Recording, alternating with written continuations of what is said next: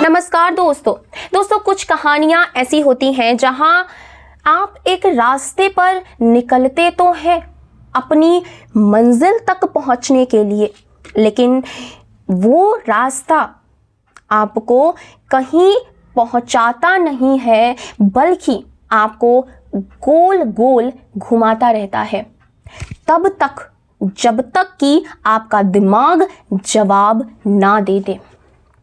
मार्च का महीना था, ना मॉनसून की बारिश ना ही कड़ाके की ठंड, बस एक अजीब सा सूखा सन्नाटा और पतझड़ के बाद पेड़ों की वो खाली टहनियाँ।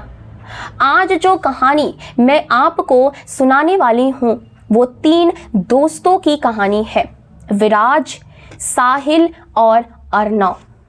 ये कहानी एक ऐसे खौफ की है जिसका कोई सिरा नहीं मिलता।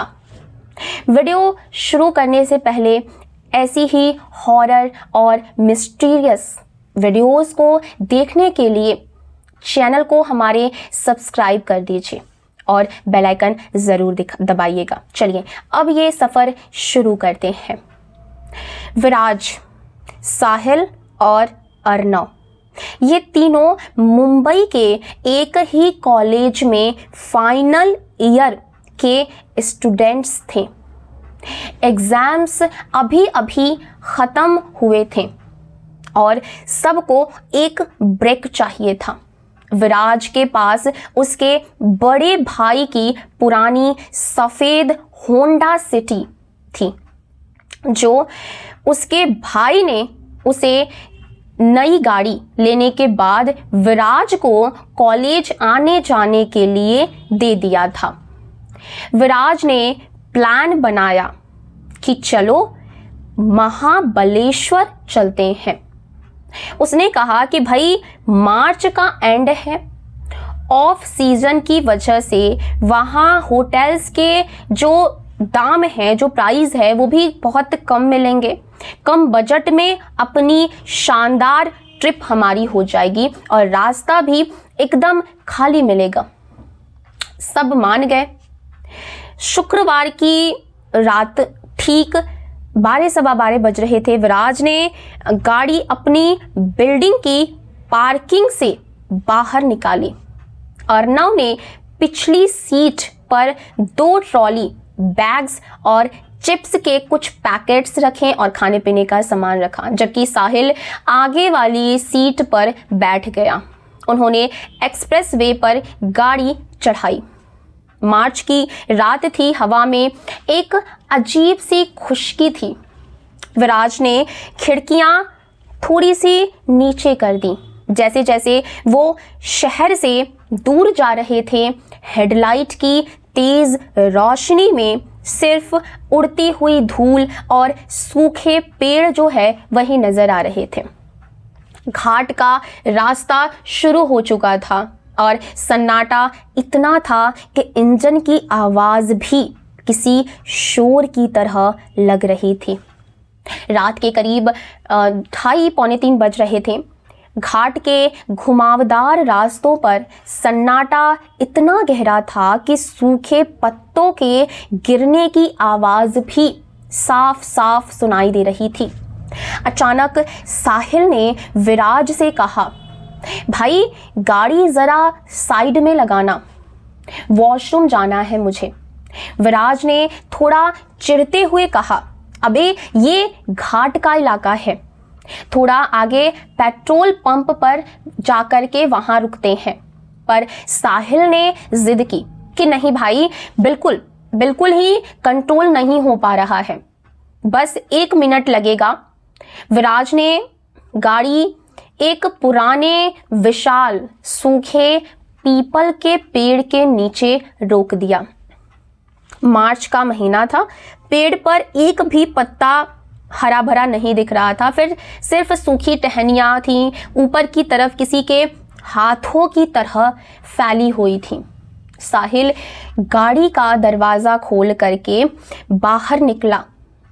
सूखे पत्तों पर उसके जूतों की आवाज़ कड़क कड़क करके पूरे सन्नाटे में गूंज रही थी। वो पेड़ के पीछे अंधेरे में चला गया। करीब 5 मिनट बीत गए। विराज और अर्नव गाड़ी के अंदर बैठे बैठे साहिल का इंतजार कर रहे थे। तभी साहिल वापस आया। वो चुपचाप गाड़ी की पिछली सीट पर अर्नव के बगल में बैठा और उसने दरवाजा बंद कर दिया। विराज ने मिरर में देखा और पूछा, हो गया? साहिल ने कोई जवाब नहीं दिया, बस अपनी गर्दन नीचे की तरफ झुका दी। विराज ने गाड़ी को आगे बढ़ा दिया। करीब 15 मिनट तक गाड़ी चलती रही। तभी अचानक अर्नव ने विराज के कान में फुसफुसाते हुए कहा, भाई साहिल को क्या हुआ है? ये कुछ बोल क्यों नहीं रहा? और इसके हाथ इतने ठंडे क्यों हैं? विराज ने जैसे ही बैक मिरर में गौर से देखा, उसके तो होश ही उड़ गए। पीछे वाली सीट पर अर्नव तो बैठा था, पर साहिल की जगह सिर्फ अंधेरा था। तभी विराज ने जोर से ब्रेक मारा। सामने सड़क के बीचों बीच वही विशाल सूखा पीपल का पेड़ खड़ा था। विराज के पसीने छूट गए। उसने देखा कि पेट्रोल का कांटा भी तेजी से नीचे की तरफ गिर रहा था, जबकि गाड़ी सिर्फ 10 किलोमीटर ही चली थी। तभी हेडलाइट की रोशनी पेड़ पर पड़ी। वहां साहिल खड़ा था। वो बदहवास होकर के गाड़ी की तरफ भागा और चिल्लाने लगा, तुम लोग मुझे छोड़ करके कहां चले गए थे? मैं जैसे ही उतरा तुमने गाड़ी भगा दी। विराज और अर्नव ने कांपते हुए हाथों से साहिल को गाड़ी के अंदर खींचा। वो तीनों बुरी तरीके से डर चुके थे। विराज ने पागलों की तरह गाड़ी चलाई की, लेकिन वो जितनी बार आगे बढ़ते 10 मिनट बाद वही सूखा पेड़ उनके सामने आ जाता। इसे ही चकवा कहते हैं, जब कोई रूह आपको एक ही दायरे में कैद कर लेती है। अचानक विराज का फोन बजा। अनजान नंबर था। आवाज आई, मैं हाईवे पेट्रोल से बोल रहा हूं। हमें आपकी गाड़ी का नंबर मिला है। आपका दोस्त साहिल यहां चेकपोस्ट पर मिला है। वो कह रहा है कि आप लोग घाट पर गायब हो गए हैं। विराज ने बगल में देखा, साहिल उसके बगल में ही बैठा था। विराज ने फोन पर चिल्ला करके पूछा, सर साहिल तो मेरे साथ है। पुलिस वाले ने ठंडे स्वर में कहा, बेटा जो तुम्हारे साथ है उसका चेहरा गौर से देखो। जैसे ही विराज मुड़ा, बगल वाली सीट खाली थी। सिर्फ धूल के कुछ निशान वहां पर पड़े थे।